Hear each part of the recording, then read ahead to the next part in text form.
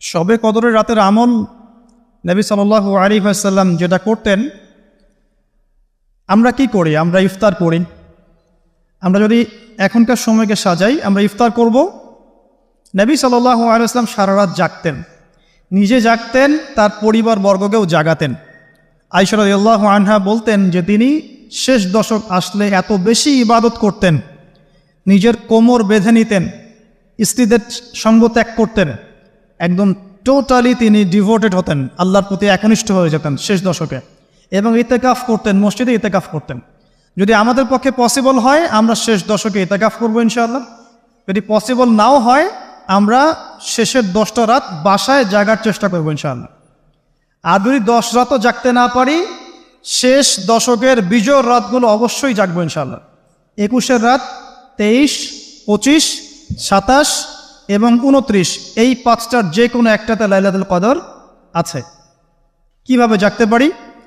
আমরা ইফতার করব, ইফতার করে হয়তো একটু রেস্ট নিয়ে নেব, রেস্ট নিয়ে আমরা এশা সালাতে দাঁড়াবো, এশা সালাত নামাজ জামাতে পড়ার পরে আমরা তারাবি পড়ব। তারাবি পড়লে আমার কিন্তু রাতের হকটা আদায় হয়ে গেছে আলহামদুলিল্লাহ। এরপরে বাসায় গিয়ে একটু খাওয়া দাওয়া করবেন, পরে একটু জিরাবেন, রেস্ট নেবেন।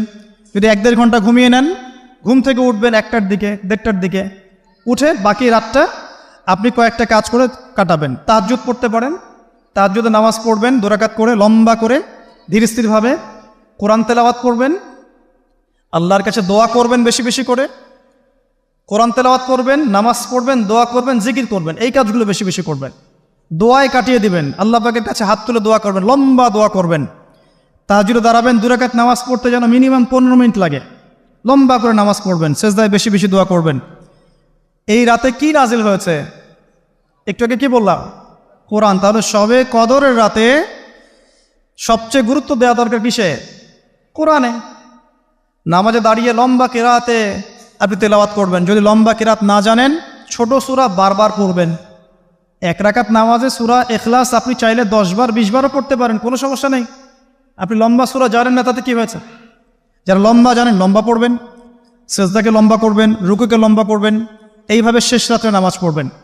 আর যদি মনে হয় আপনার কাছে যে আজকের রাত লাইলাতুল কদর, যারা মুমিন তারা বুঝতে পারবে, যারা মুমিন তারা বুঝতে পারবে, এই রাতে ইবাদত করতে তৃপ্তি পাবেন, প্রশান্তি পাবেন। আল্লাহর সাথে দোয়ায় কথা বলতে গিয়ে দেখবেন চোখ দিয়ে ঝরঝর করে পানি পড়ছে, এবং এই রাত্রে হালকা বৃষ্টি হতে পারে। কি হতে পারে? হালকা বৃষ্টি হতে পারে। এবং এই রাত্রে একটা স্নিগ্ধ বাতাস প্রবাহিত হবে, যেটা আসলে শহরে বোঝাটা ডিফিকাল্ট, গ্রামে গেলে বোঝা যায়।